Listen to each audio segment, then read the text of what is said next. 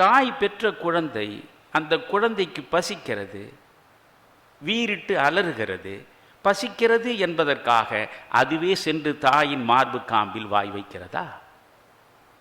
தாய்தான் அந்த குழந்தையை அன்போடு எடுத்து மார்பிலே புதைத்து பாலருந்த செய்கிறாள். எனவே எந்த விலங்கும் எந்த பறவையும் பிறர் சொல்ல கற்பதில்லை. இப்படித்தான் நீ பறக்க வேண்டும் என்று தாய் பறவை குஞ்சு பறவைக்கு கற்றுக் கொடுப்பதில்லை. உரிய காலத்தில் தானாகவே பறக்கும். இப்படித்தான் நீ ஓட வேண்டும் என்றெல்லாம் ஒரு விலங்கு தன் குட்டிகளுக்கு சொல்லித் தருவதில்லை.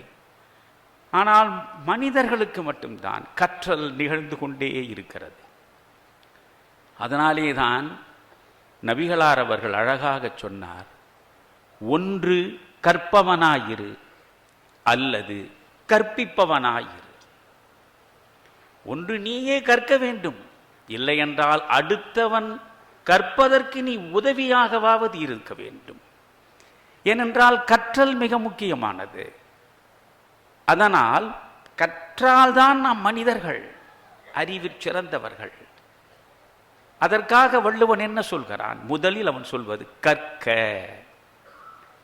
விலங்கு கற்காது, பறவை கற்காது. மனிதா, நீ பிறந்திருப்பதே கற்பதற்காகத்தான். ஏன் கற்க வேண்டும்? கற்றால்தான் அறிவு விரிவடைய வேண்டும், விரிவடையும். நான் ஒரு வரியில் சொல்லுவேன், ஏன் கல்வி கற்க வேண்டும்? இப்பொழுது நாம் எதற்காக கல்வி கற்கிறோம்? நன்றாக படி என்று பெற்றோர்கள் பிள்ளைகளிடம் சொல்கிறீர்கள். ஏன் சொல்கிறீர்கள்? நன்றாக படி. நன்றாக படித்தால் நல்ல வேலை கிடைக்கும். நல்ல வேலை கிடைத்தால் நிறைய சம்பாதிக்கலாம். நிறைய சம்பாதித்தால் சுகமாக வாழலாம். இதுவா கல்வியின் நோக்கம்? கல்வியின் நோக்கம் அறிவு. கல்வியின் நோக்கம் அறிவு. கல்வியின் பயன் பண்பாடு. அறிவை பெறுவதற்காக கல்வி. அந்த அறிவை வைத்துக்கொண்டு என்ன செய்ய வேண்டும்? உன் பண்பாட்டு விழுமியங்களை நீ பராமரிக்க வேண்டும். எனவே முதலில் கற்க என்றார். அடுத்து கசடு அற. கசடு என்றால் குற்றம். கசடு அற கற்க வேண்டும். உன் மனதுக்குள் படிந்து கிடக்கக்கூடிய அழுக்குகள் அனைத்தையும் அகற்றுகிறார் போல் நீ கற்க வேண்டும். கற்க கற்க இந்த மனம் முழுவதும் படிந்து கிடக்கக்கூடிய அழுக்குகள் அனைத்தும் அகன்று பளிங்கை விட பரிசுத்தமாக அது மாறிவிட வேண்டும். எனவே கற்க கசடு அற. அடுத்ததுதான் முக்கியம். அது இப்படித்தான் படிக்கணும். கற்க கசடு அற.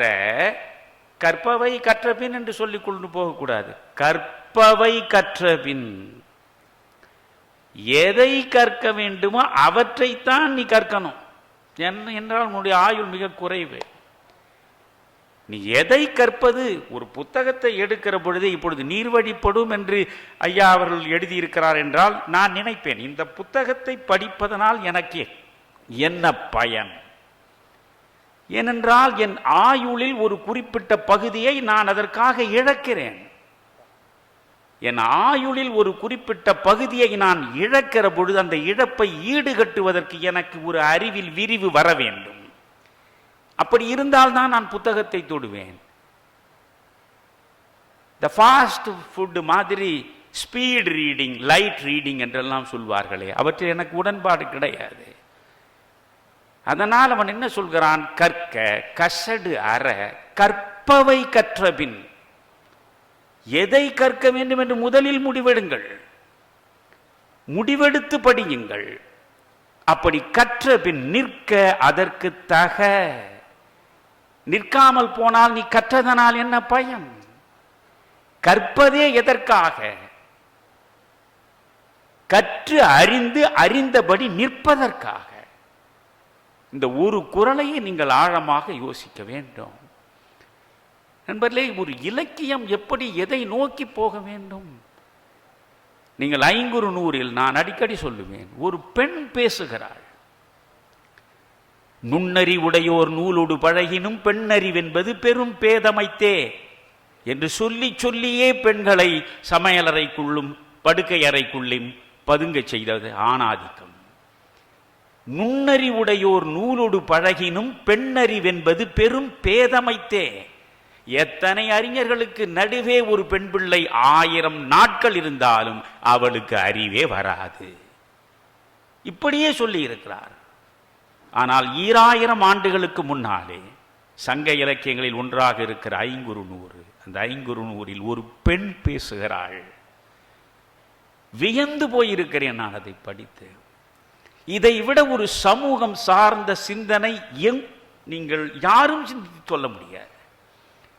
அவள் சொல்கிறாள், முதலில் வாழி ஆதன் வாழி அவினி.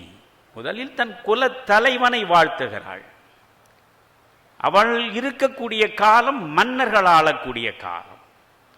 எனவே அதற்கு அடுத்து முதலில் குல தலைவனை வாழ்த்தினாள். வாழி ஆதன் வாழி அவினி, அரசனை வாழ்த்துகிறாள். வாழ்த்தி விட்டு சொல்கிறாள், என்ன சொல்கிறாள்? பசி இல்லாகுக, பசி இல்லாகுக.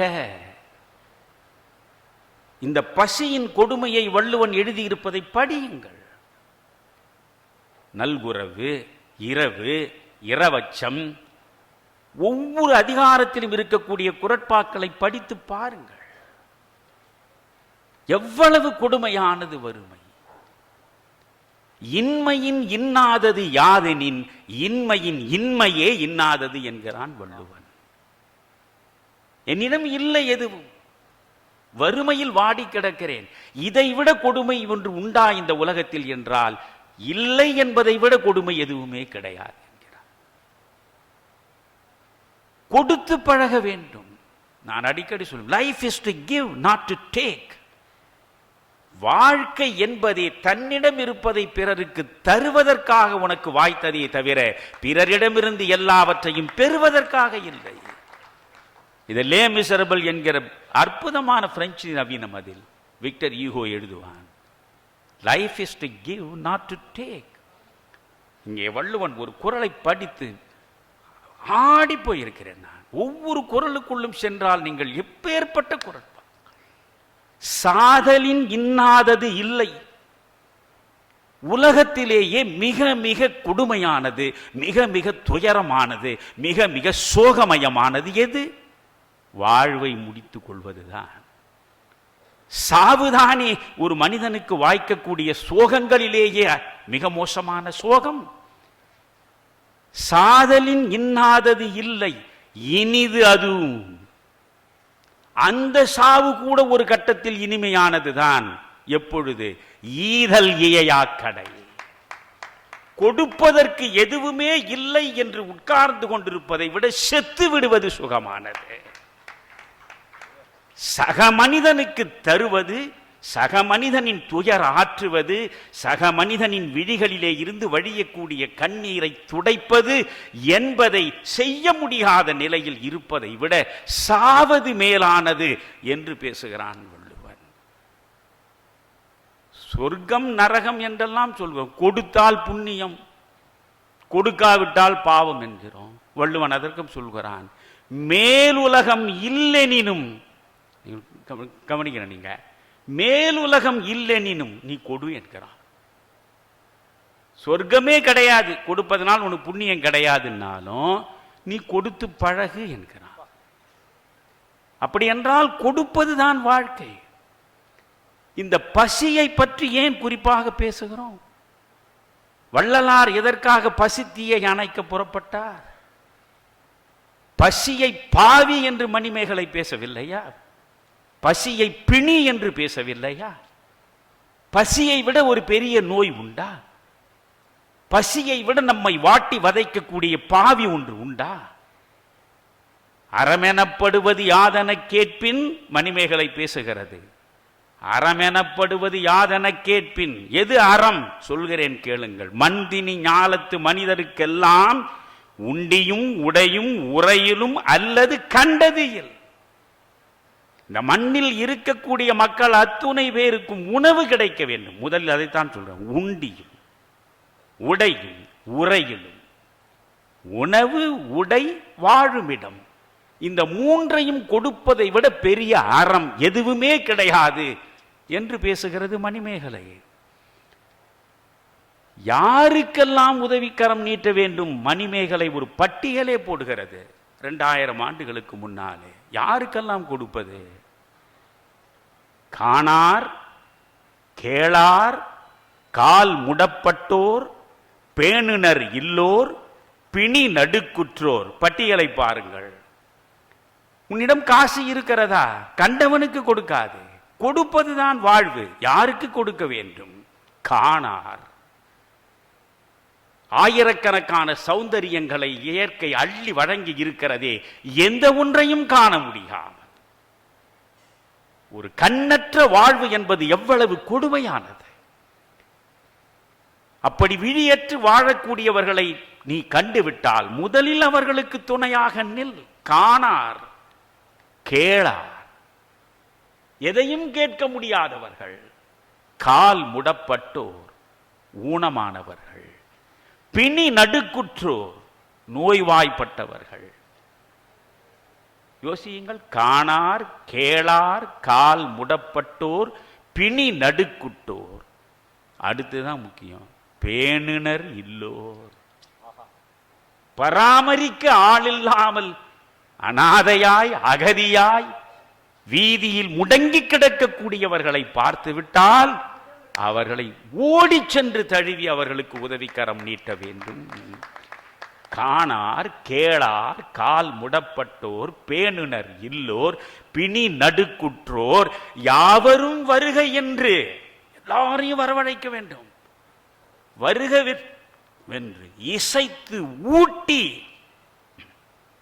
இவர் சொன்னாரே, நான் என்னுடைய தாய் நாம் சாப்பிடும் பொழுது சாப்பிட்ட பிறகு அந்த இலையில் கொஞ்சம் மிச்சம் வைக்க வேண்டும். மிச்சம் இருக்கக்கூடிய இலையை வெளியே கொண்டு போய் வீசினால் அதை பிற ஜீவன்கள் உண்டு பசியாரும் என்பதற்காக சொன்னார் என்று இங்கே மணிமேகலையில் எப்படி சொல்கிறான் என்று பார்க்க வேண்டும். காணார், கேளார், கால் முடப்பட்டோர், பேணுனர் இல்லோர், பிணி நடுக்குற்றோர், யாவரும் வருக என்று இசைத்து ஊட்டி உண்டு ஒழிமிச்சில் உண்டு அவர்களுக்கு கொடுத்து பசியாற்றி எஞ்சியது இருந்தால் அதை நீ உண்பதுதான் உயர்ந்த உன்னதமான வாழ்வு. நண்பர்களே, ஏன் பசியை பற்றி யோசிக்க வேண்டும்? பசி இருக்கிற இடத்தில் அமைதி இருக்காது. பசி இருக்கிற இடத்தில் அன்பு இருக்காது, இல்லையா? வன்முறை காடாக மாறுவதற்கு முதலில் இது பசிதான். பசி கொடுமையினால் ஒரு சமூகம் ஒன்றும் இல்லாத நிலையில் கிடக்கிறது, தவிக்கிறது என்றால் என்ன செய்யும்? அது வன்முறையை கையில் எடுக்கும். எனவே ஒரு சமூகம் அன்பு சார்ந்ததாக, அமைதி நிறைந்ததாக இருக்க வேண்டும் என்றால் முதலில் எது இருக்க வேண்டும்? பசியற்ற நிலை இருக்க வேண்டும். அதனால் அவள் சொல்கிறாள் தொடக்கத்திலேயே, பசி இல்லாகுக. என் கனவு, உங்களுடைய கனவு எது என்று கேட்டால் எதை எதையோ சொல்லுவீர்கள். 2000 ஆண்டுகளுக்கு முன்னால் ஒரு பெண் தன் கனவை வெளிப்படுத்துகிறாள்.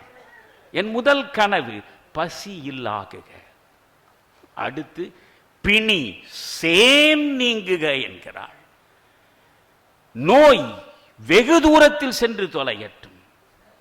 நாம் இருக்கக்கூடிய இந்த மண்ணில் எந்த பக்கம் பார்வை படர்ந்தாலும் நோயை பார்க்கலாகாது. பசியற்ற சமூகத்தை நான் காண விரும்புகிறேன். அடுத்து பிணியற்ற, நோயற்ற சமூகத்தை நான் காண விரும்புகிறேன்.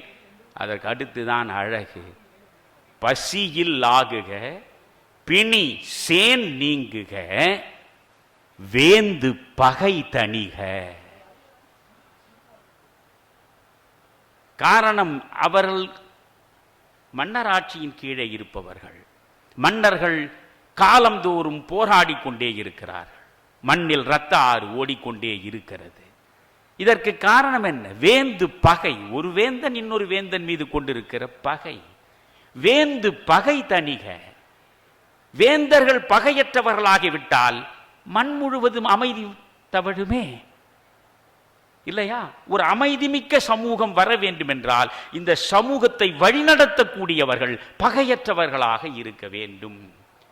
அப்படி என்றால் ஒரு சமூகம் சிறப்பதற்கான அடிப்படை இலக்கணங்கள் என்ன?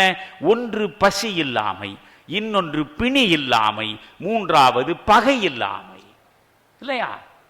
இதை அது முடிக்கிற இடம்தான் அழகு.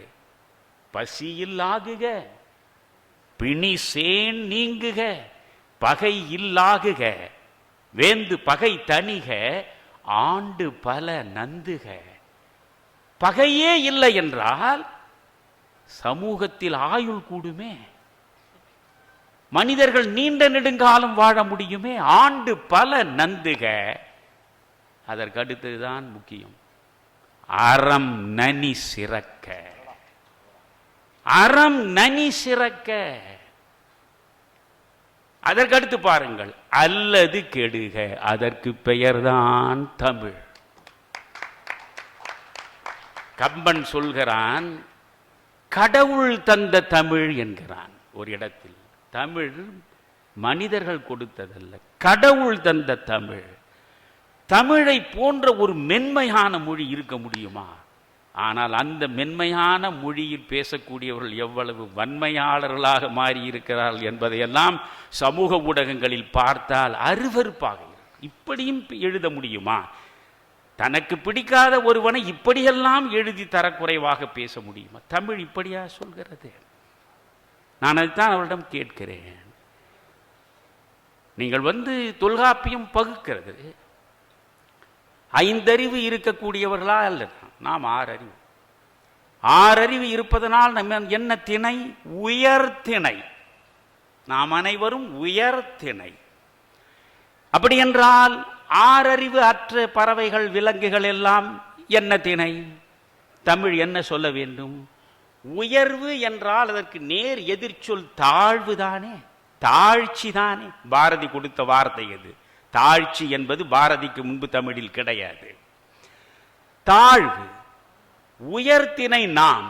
அப்படி என்றால் விலங்கும் பறவையும் என்ன திணை? தாழ்த்திணை.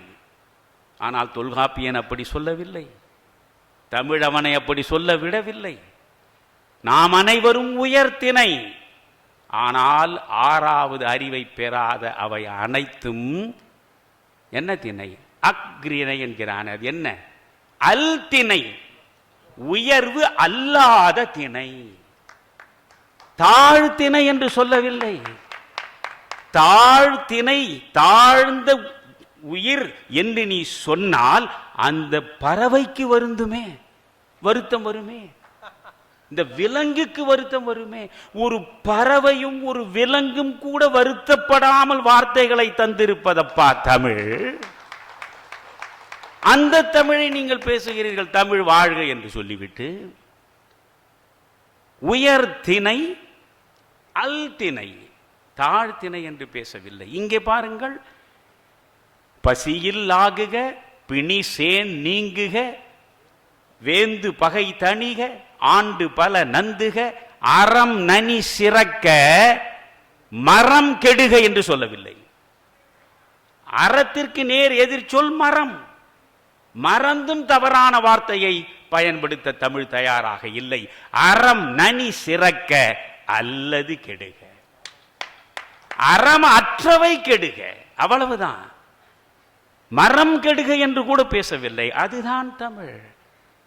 யோசித்து பாருங்கள், 2000 ஆண்டுகளுக்கு முன்னாலே இந்த 3 முக்கியமாக சமுதாயத்திற்கு தேவைப்படுகின்ற செய்திகளை தன் கனவாக ஒரு பெண் வெளிப்படுத்துகிறாள். அதுதான் முக்கியம்.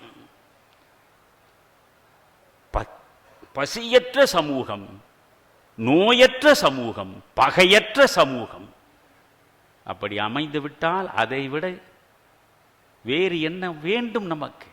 மண்ணில் விண்ணை காணலாம். ஆனால் இப்பொழுது நான் கேட்பது, உயர்தனி செம்மொழி என்று சொல்கிறோம். நான் குறிப்பாக இந்த இளம் பிள்ளைகளுக்காக பேசுகிறேன், உங்களுக்கும் சேர்த்து பேசுகிறேன். நிறைய வாசிக்க வேண்டும் என்று சொல்கிறேன். நாம் யாருக்கெல்லாம் நன்றி கடன் பட்டிருக்கிறோம் என்று முதலில் யோசிக்க வேண்டும். நான் அடிக்கடி சொல்லுவேன், நீங்கள் செய் நன்றி அறிதல் அதிகாரம் வள்ளுவன் கொடுத்திருக்கிறான்.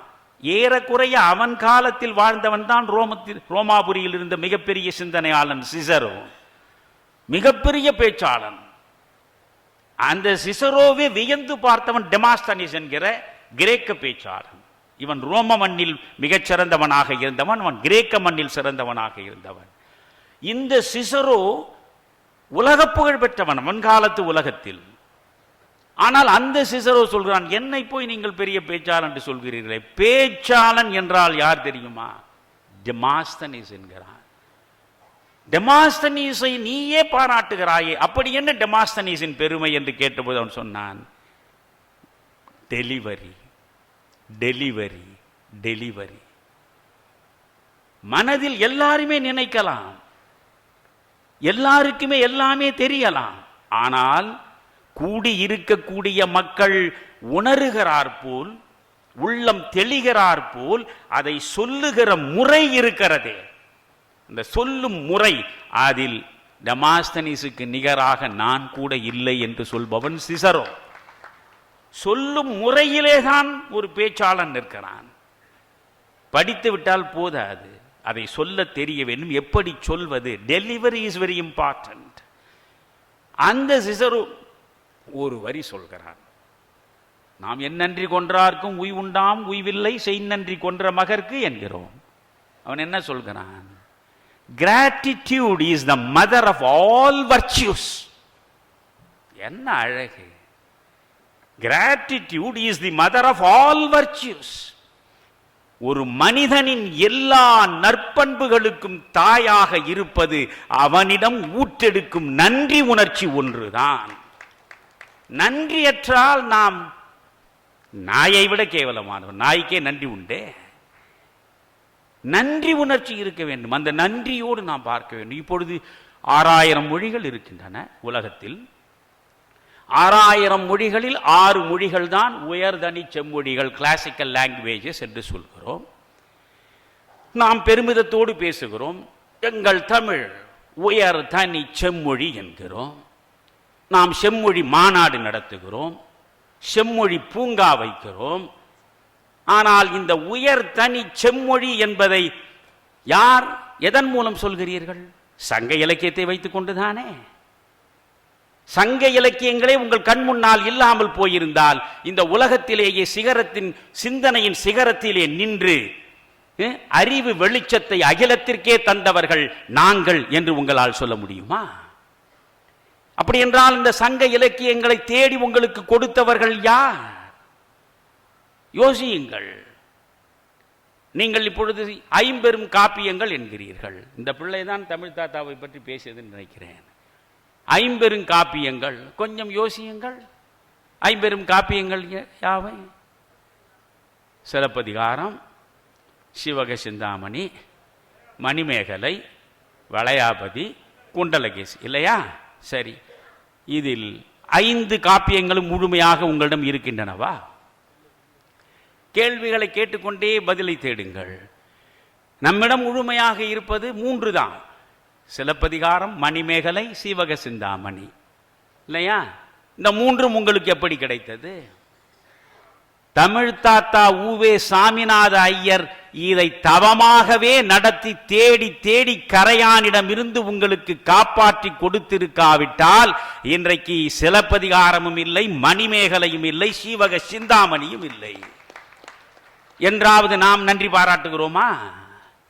ஊவேசாவை நினைந்து பார்த்து ஊவேசா பிறந்த நாளில் அவரை பற்றி யோசிக்கிறோமா ஒரு 10 நிமிடம்? வெறும் ஓலை சுவடிகளில் இருந்தது. கும்பகோணத்தில் இவர் ஆசிரியராக பணியாற்றுகிற பொழுது சேலத்தில் இருந்த ராமசாமி முதலியார் என்பவர் கும்பகோணத்தின் முன்சிப்பாக வந்து பணியாற்றுகிறார். அவருக்கு தமிழ் கற்றுக் கொடுப்பதற்காக தமிழ் தாத்தா என்று பின்னால் அழைக்கப்பட்ட ஊவேசா போகிறார். ஊவேசா போய் தமிழை கற்றுக் கொடுப்பதாக போகிறார். அப்பொழுது அந்த ராமசாமி முதலியார் கேட்கிறார், எனக்கு தமிழ் கற்றுக் கொடுக்க நீங்கள் வந்திருக்கிறீர்கள், உங்களுக்கு என்னென்ன நூல்கள் எல்லாம் பரிச்சயம் உண்டு என்கிறார். அவர் ஒரு பட்டியலை சொல்கிறார். சீவக சிந்தாமணியை நீங்கள் படித்ததே இல்லையா என்கிறார். நீங்கள் பாரதி காலத்திலேயே அவனுக்கு சங்க இலக்கியத்திலிருந்து பல்வேறு இலக்கியங்கள் அவனுக்கு கிடைக்கவில்லை. அதனால் தான் அவனுக்கு பெரிய அளவுக்கு சங்க இலக்கிய பயிற்சியும் இல்லை. அவன் காலத்தில் கிடைத்த சிலப்பதிகாரத்தையும் கம்பராமாயணத்தையும் அவன் படித்தான். ஆனால் நீங்கள் யோசிக்க வேண்டும். இவர் சொல்கிறார், சீவக சிந்தாமணி என்ற ஒன்றை படிக்கவில்லை என்றால் நீ என்னையா தமிழறிஞன், எனக்கு நீ தமிழ் சொல்லிக் கொடுக்க வந்து விட்டா என்று. சிவக சிந்தாமணியா, அந்த பெயரையே நான் கேள்விப்பட்டதில்லையே, என்னிடம் ஓலைச்சுவடியாக இருக்கிறது, எடுத்து படித்து பார். நச்சினார்க்கினியர் உரையோடு சிவக சிந்தாமணி அவர் சேலம் ராமசாமி முதலியார் கொடுக்கிறார். அதை படித்து அந்த ஓலைச்சுவடி நீங்கள் அச்சிலேற்றுவது என்பது சாதாரணம் அல்ல. ஒரு எழுத்தும் ஒரு சொல்லும் ஒன்று மிகுந்திருக்கும், அல்லது குறைந்திருக்கும், அல்லது திரிந்திருக்கும், அல்லது பிறழ்ந்திருக்கும், அல்லது சிதைந்திருக்கும். புரிகிறதா? ஒன்று குறைந்திருக்கும், அல்லது நிறைந்திருக்கும், மிகுந்திருக்கும், அல்லது சிதைந்திருக்கும், அல்லது பிறழ்ந்திருக்கும், அல்லது திரிந்திருக்கும். இப்படியெல்லாம் இருக்கக்கூடிய சிதைந்த, குறைந்த, பிறந்த, திரிந்த சொற்களையெல்லாம் பார்த்து எடுத்து ஆய்வு நடத்தி படியெடுத்து கொண்டு வந்து புத்தகமாக சேர்ப்பது என்பது எளிதான காரியம் இல்லை. அந்த சிவக சிந்தாமணியில் மனதை கொடுத்து வாழ்வில் மிக முக்கியமான நேரத்தை அதற்கென்றே பயன்படுத்தி கும்பகோணத்திலே இருந்து சென்னைக்கு முதலில் 500 புத்தகங்களை போட்டு சீவக சிந்தாமணியை தமிழ் இலக்கிய உலகத்திற்கு தந்த பெருமகன் உவேசா தான்.